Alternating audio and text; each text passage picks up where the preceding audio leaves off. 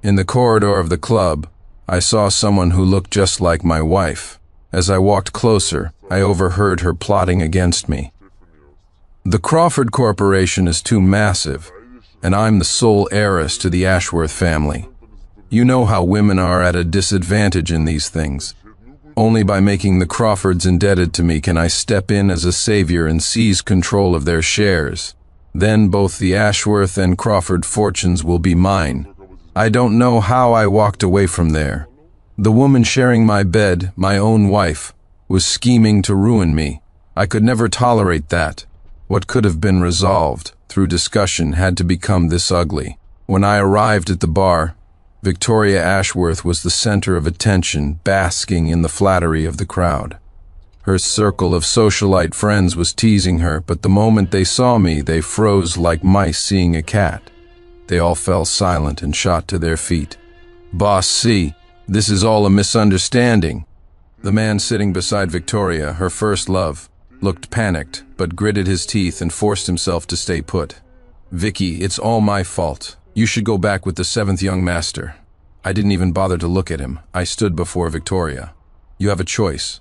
Does he leave with his head split open by your hand or by mine?" The private room fell silent, so quiet you could pick out whose breathing was ragged with fear. Victoria lifted her head, an unreadable expression on her face, and gave me a long, hard look. I could clearly see the impatience in her eyes.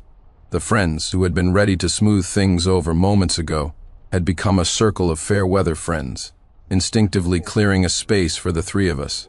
After a long moment, a cold smirk played on Victoria's lips. "Who told Sincere Crawford I was here?"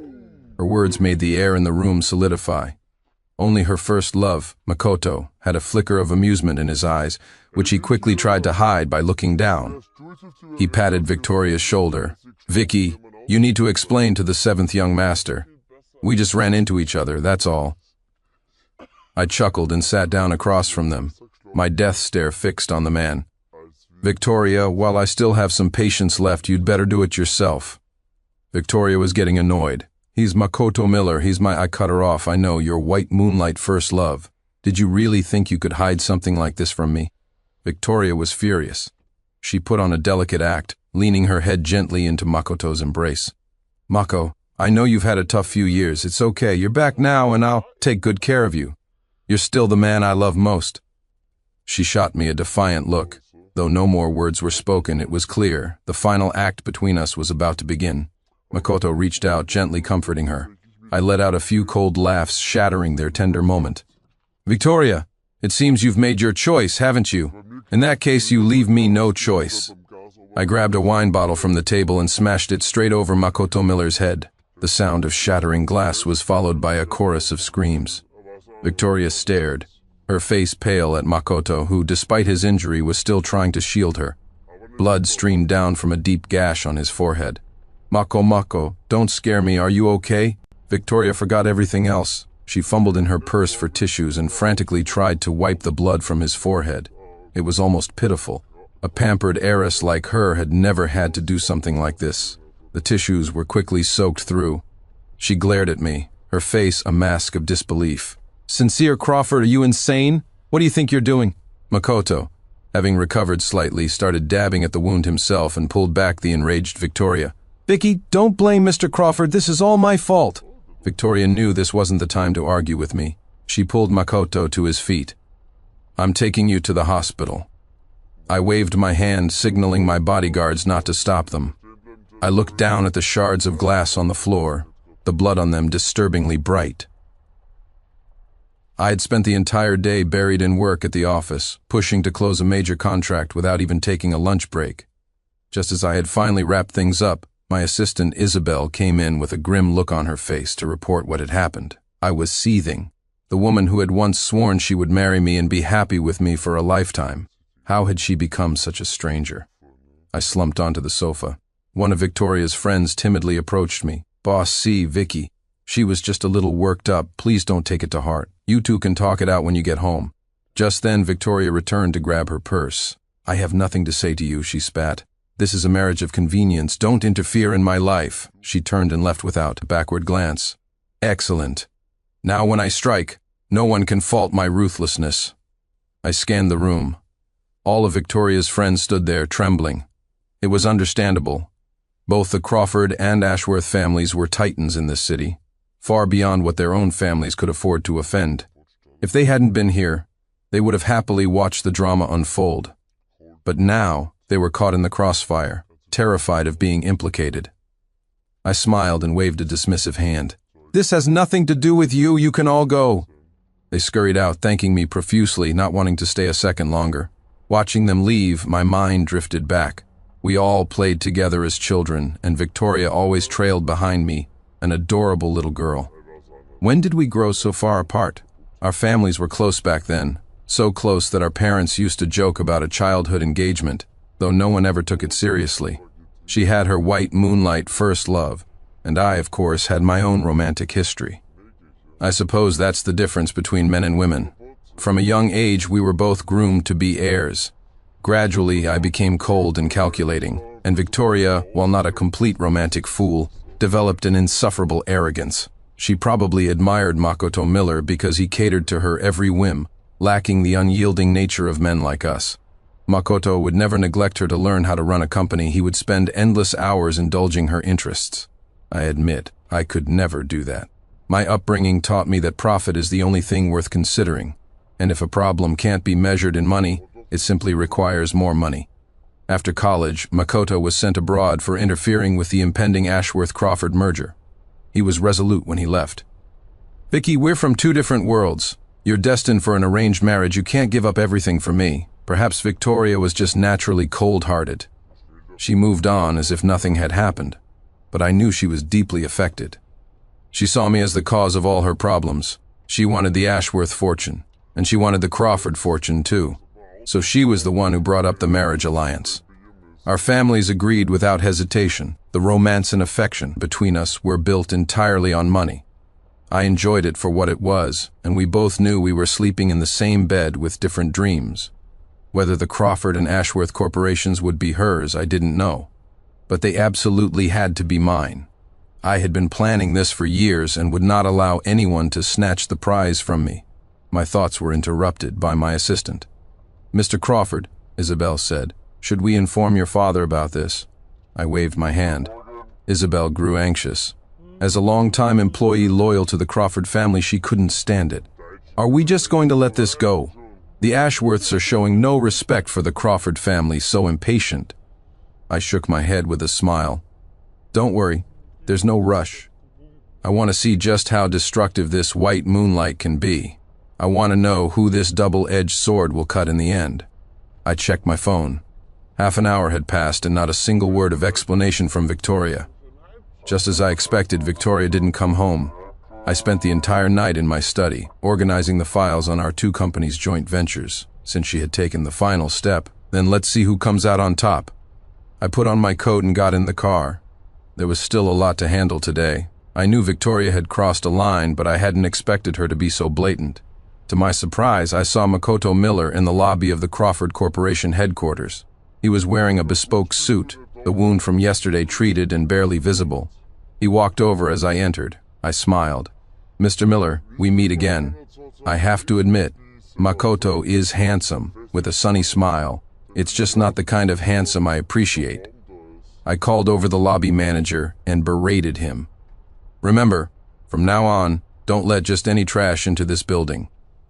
Makoto's expression soured. He struggled to maintain his smile, trying several times to speak, but I cut him off each time. Seeing I was genuinely angry, everyone lowered their heads. Looking at Makoto, who wanted to lash out but didn't dare, I suddenly felt bored. An opponent should be an equal. There's no satisfaction in bullying the weak. I waved my hand to dismiss him. Just as I turned to leave, Makoto called out, "Mr. Crawford, I believe you've mishandled this matter. I know you have a problem with me, but today I am here representing the Ashworth Corporation." What nerve. I turned back, my gaze fixed not on him but on the space behind him. I knew it. How could Victoria let her little lover come to the Crawford Corporation alone? Victoria strode in on her high heels, her face a mask of fury. "Sincere Crawford, don't go too far. Is this how the Crawford Corporation treats its guests? Let me inform you, Makoto Miller is now my assistant. From now on, you'll contact him first for any business matters." That one sentence was a clear demonstration of the white moonlight's destructive power. Victoria walked forward, positioning herself in front of Makoto. She scanned the lobby and announced in a firm voice, "Starting today, Assistant Miller will be responsible for coordinating business between the Ashworth and Crawford corporations." His words represent my intentions. So this was Victoria's blatant favoritism. It was nothing special. I said nothing and turned back to my office. I hadn't even finished a cup of coffee when Isabel rushed in, looking distraught. "Mr. Crawford, do you want to see Ms. Ashworth?" Today was the signing day for the contract between the Ashworth and Crawford families. This contract was crucial for the Crawfords, and especially for the Ashworths. 6 months ago, the Ashworths had already reached an agreement with their partner. All that remained was the joint project with us. I chuckled and told Isabel to let them in. The moment she left, Victoria walked in with Makoto in tow. Utterly shameless, daring to bring him into my office. It seemed Victoria was ready to burn all bridges. She sat across from me and gave me a cold look. "We've already signed the contract with Thompson Corp.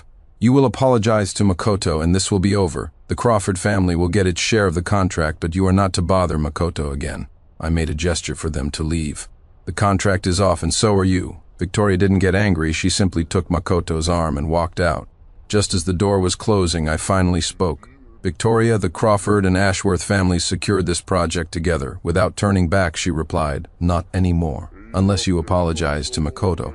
The contract with Thompson Corp was of course signed.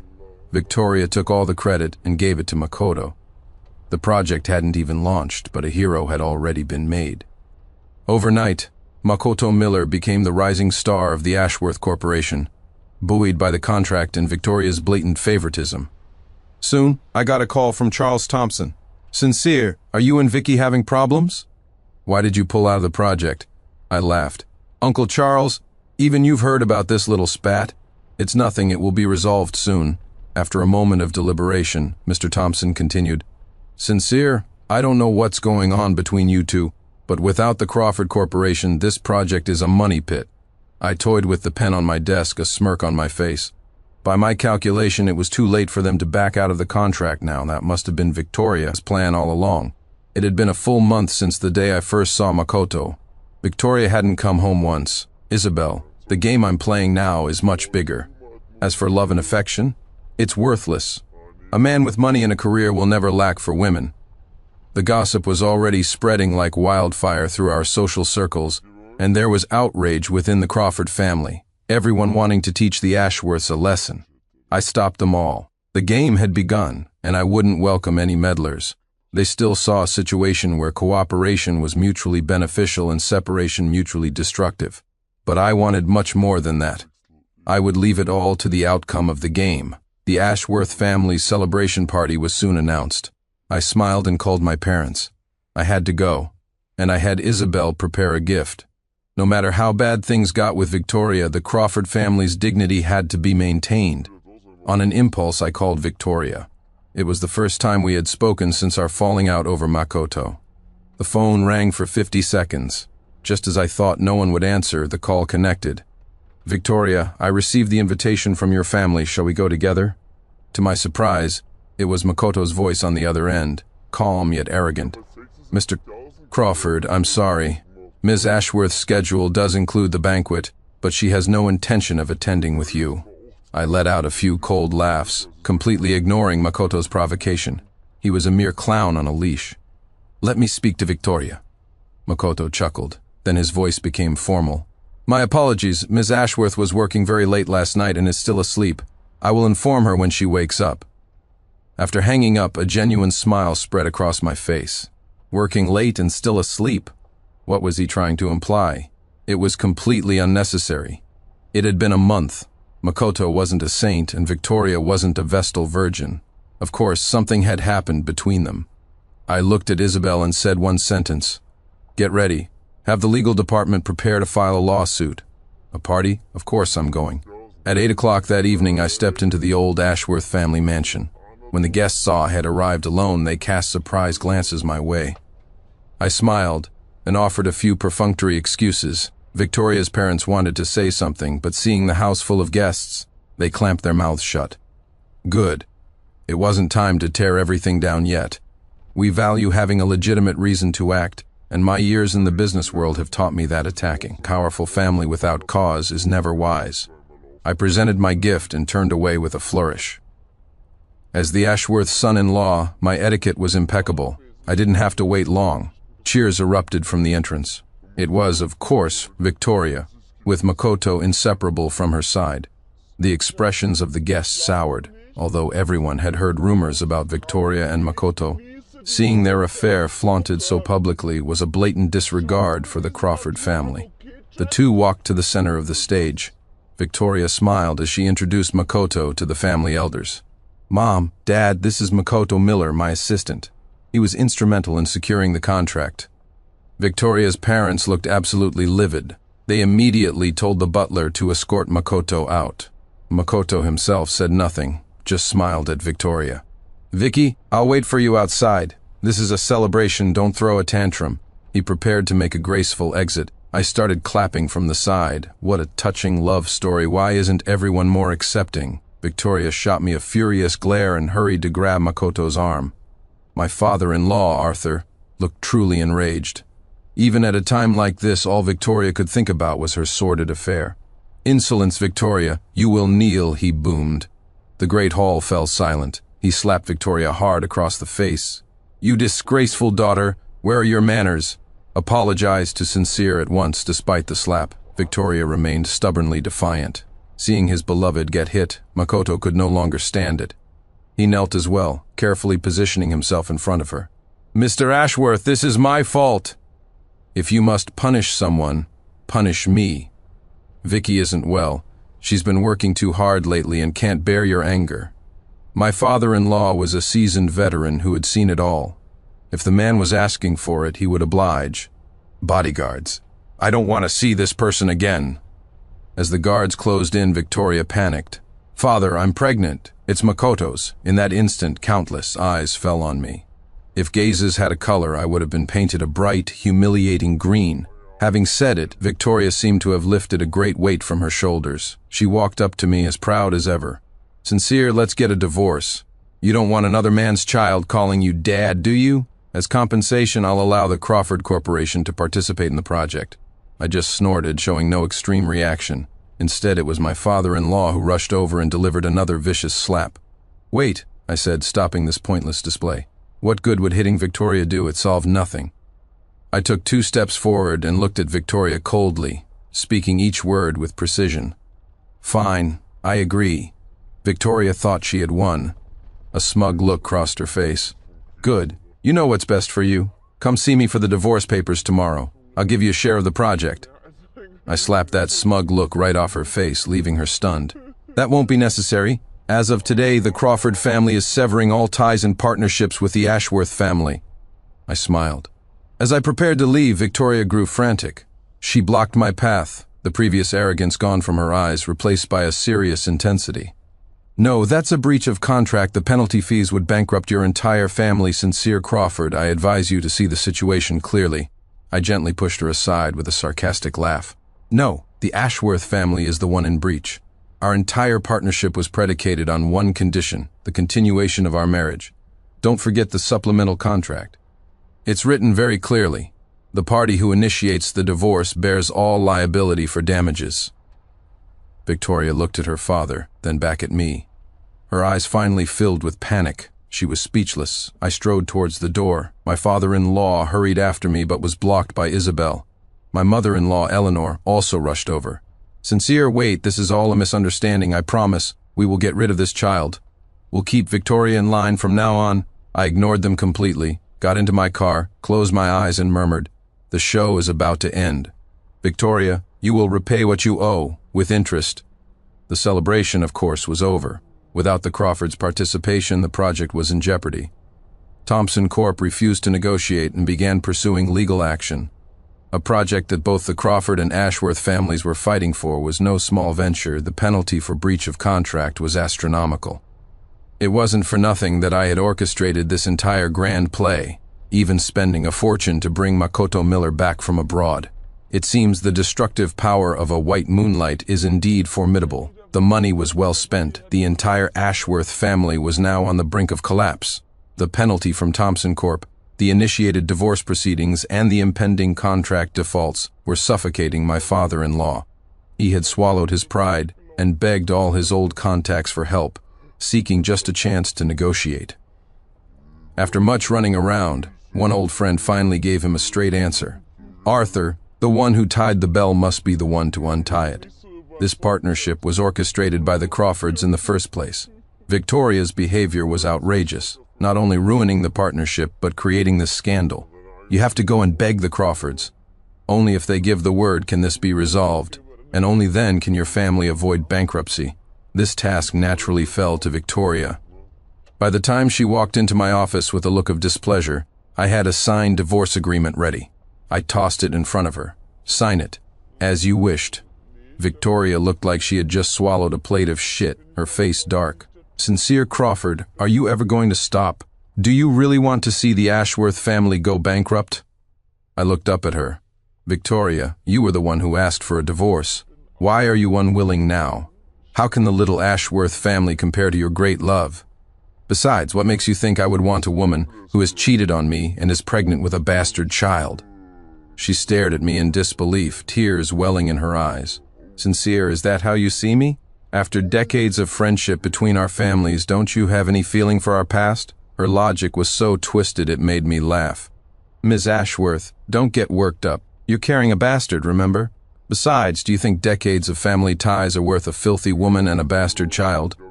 What old times are you expecting me to cherish? Victoria couldn't argue with that, but she still tried to retort through gritted teeth. He's not a bast. I didn't waste any more breath on the topic. But Victoria thought there was still a chance. Sincere, we don't have to make this so ugly. Let's not affect the partnership between our families. It's not good for the Crawford Corporation either. Just talk to Thompson Corp. And resolve the project issue first. Let's not get a divorce, okay? I can get rid of the baby.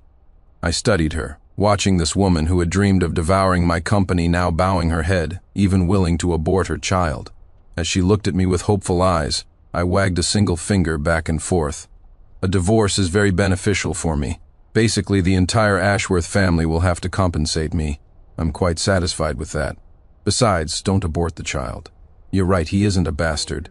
He's the beautiful result of your love with Makoto.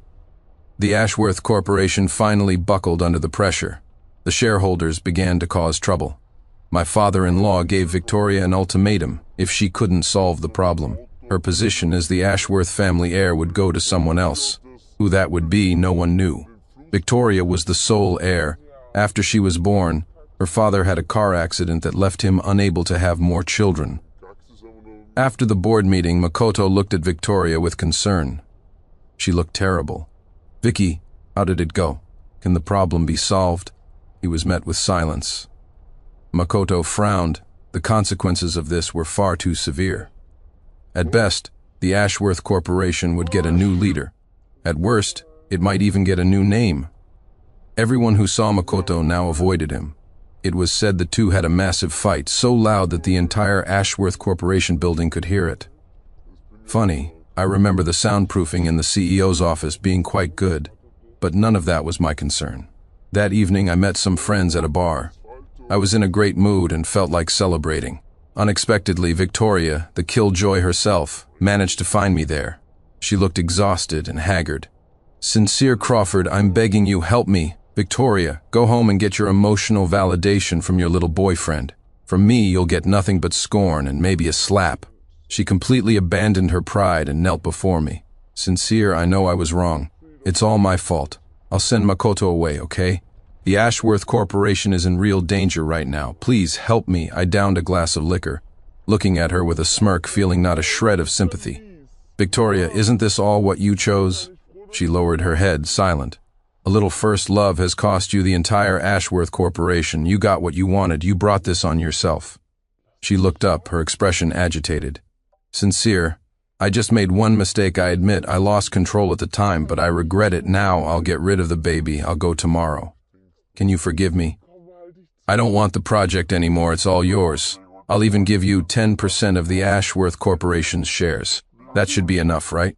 I couldn't be bothered to waste any more time with her. She was ruining my mood. Don't bother me. You want to know everything. You'll have your answer tomorrow. With that, I waved for Isabel to escort her out. The next day, I noticed Victoria waiting outside the Crawford Corporation office building early in the morning. The security guards, following my orders, didn't let her in. Who knows if a pregnant woman might accidentally fall and try to pin it on me. I had Isabel bring her a tablet. Ms. Ashworth, Mr. Crawford said, only you are to watch this. With trembling hands, Victoria opened the tablet. It was a video recording. The stars were me and Makoto Miller. The date was shortly before he returned to the country. Mr. Crawford, why did you go to all this trouble to find me? Makoto asked. I said nothing, simply slid a check across the table. 10 million. Do something for me. He was silent for a moment. Is it about Victoria Ashworth? I nodded. I need you to go back. She still can't forget you. I want to help her find happiness. Makoto reacted as if he'd heard the world's biggest joke, pointing at me and laughing hysterically. Sincere Crawford, do you know what you're saying? Encouraging your wife's ex-boyfriend to return? And then what, let me cheat with her? Sorry, no way. I never want to get involved in the affairs of you wealthy families again. I don't understand your world and I don't want to be a part of it. I watched him quietly until his emotions settled. Everything I said is true. Take the money and go back to Victoria. Makoto sneered. Sincere Crawford, I'm not an idiot. I don't know what you're planning, but I'll tell you this. More money. Victoria is not easy to handle.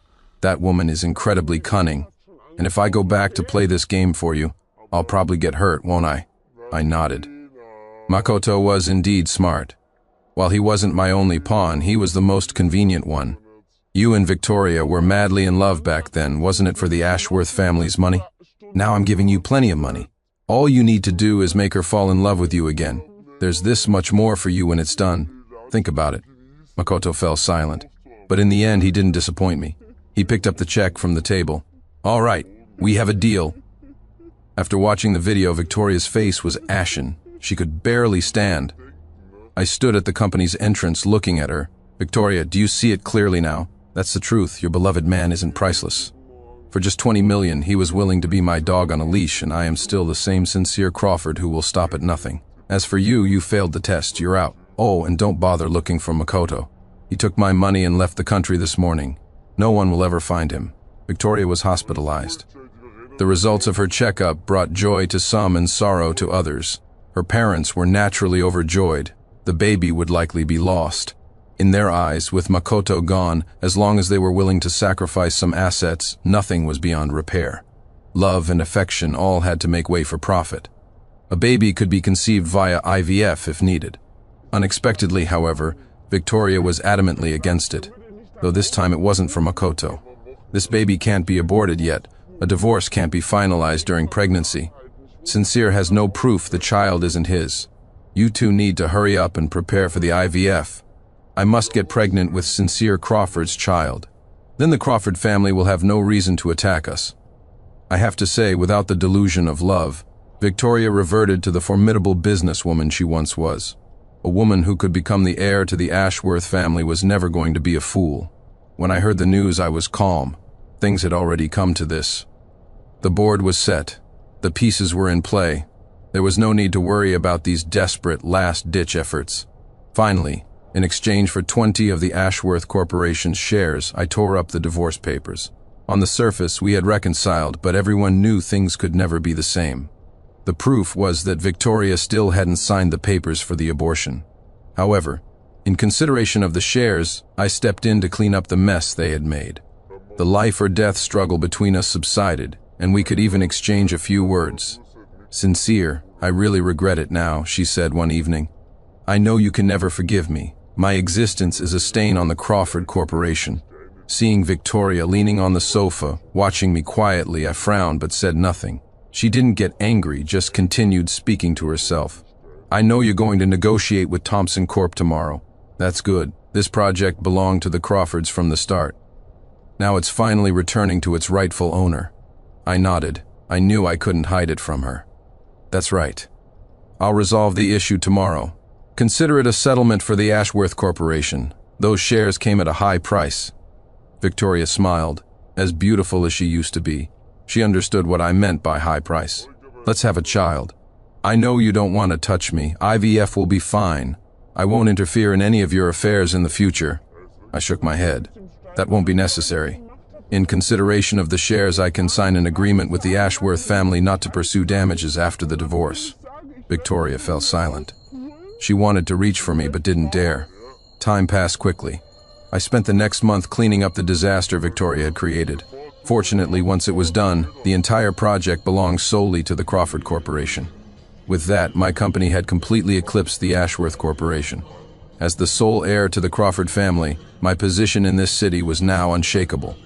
Victoria grew more and more anxious. My continued refusal of her IVF proposal put the entire Ashworth family on edge. They had no choice. After this ordeal, they hadn't gained a single penny and were close to losing control of their own company, holding only 40% of the shares. If they lost the support of the Crawford family, the corporation would soon no longer bear the Ashworth name. During this time, Victoria stopped pestering me. She returned to her family home and didn't leave the house, and no one knew what she was doing. On the day I re-signed the contract with Thompson Corp., my father-in-law suddenly asked me to visit the Ashworth mansion. It was the first time I had set foot there since the disastrous celebration party. When I pushed open the door, I was surprised to see Victoria sitting in the living room. Her once showing belly was now flat, but she looked haggard, her face a sickly, sallow yellow. When she saw me, she still managed to smile. Sincere. I smiled and nodded. You took care of the baby? She walked over slowly, a sweet smile on her face. Yes, but I'm pregnant again. I did it without your consent. Please forgive me. It seemed this was the reason the Ashworth family had summoned me. I hadn't expected Victoria to be so ruthless with herself. To undergo IVF so soon after an abortion before her body had even recovered. Her health must be completely drained. This was why she had been hiding out at her family home to keep the news from me so I couldn't arrange an accident, and to recuperate. The birth of this child was the Ashworth family's last hope for a comeback. I glanced at my father-in-law. He was calm. I understood the Ashworths had reached a consensus. Sincere, as long as you agree to keep this child, the entire Ashworth family will be his in the future. You can do a paternity test if you're not convinced. Seeing my father-in-law, his hair now considerably grayer, I thought for a moment and nodded. Seeing my agreement, he continued, "Come with me. The Ashworth Corporation is holding a board meeting today. I'd like you to attend with me."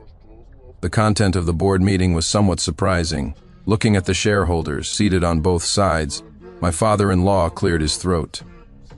This board meeting has been convened to announce 3 things. First, Victoria Ashworth is in poor health and unable to manage the corporation. I propose we relieve her of her duties as president. Second, I propose a new candidate for president, my son-in-law, Sincere Crawford. I looked at him in surprise, but he remained perfectly calm. I understood. The Ashworth family was completely withdrawing. My father-in-law smiled and continued. Third, I have had the remaining 20% of the Ashworth family shares notarized and transferred to my unborn grandson. He will inherit them upon his 18th birthday and cannot transfer them before he is 40. He paused. If my grandson should unfortunately pass away or be unable to inherit for any other reason, all shares will be donated to charity. An old fox is still an old fox. If I wanted those shares, the Ashworth bloodline had to continue. As for the future, that was a problem for 20 years down the line. Unsurprisingly, all 3 of his proposals passed. After the meeting, my father-in-law pulled me into the president's office. I know you want the Ashworth Corporation, and I know Victoria has wronged you. But I must consider my family's future. I hope you can let this go. The price my family has paid is high enough. I smiled and extended my hand. A pleasure doing business with you. Victoria's belly grew larger, but her health deteriorated. Much of the time, she had to be hospitalized. For the sake of those 20 shares, I took meticulous care of her. The baby was born, a boy, which was a joyous occasion for both the Crawford and Ashworth families. After the birth, Victoria's health worsened. Her swollen face was etched with fatigue.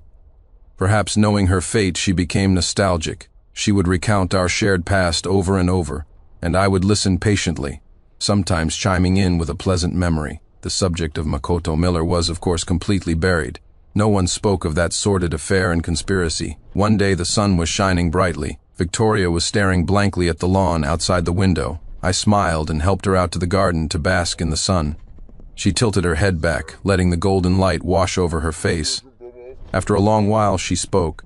"Sincere, look at this sunlight. I hope I can sit in the sun and play with our son like this one day, just like when we were children, carefree. Why did things change as we grew up?" I smiled. Everything was complete now, except for the final piece. Yes, things change, just like the once perfect partnership between the Crawford and Ashworth families. A match made in heaven that should have been the envy of everyone in this city. If I hadn't overheard what you said at the club that day, perhaps I'd still be in the dark. It was back in the early planning stages of the Thompson project. A friend called me to the club, and by chance I saw you. I was about to go over and say hello, but then I accidentally overheard a secret. "Vicky, isn't this too cruel? Sincere has been good to you." Her friend's voice was laced with unease. Victoria, however, was nonchalant, her tone flippant. No, it's not cruel at all. As long as the Ashworth family takes that project for itself, we'll be #1 in this city. Even the Crawfords will have to bow their heads. Besides, I prepared a big gift for them. They'll be in chaos, and when they can't hold on any longer, I'll step in to help them." Her friend was still hesitant. "But Sincere is so good to you, and the Crawford family has done nothing to wrong you." After a long pause, Victoria finally spoke. "Yes, but the Crawford Corporation is too massive, and I'm the sole heiress to the Ashworth family. You know how women are at a disadvantage in these things. Only by making the Crawfords indebted to me can I step in as a savior and seize control of their shares.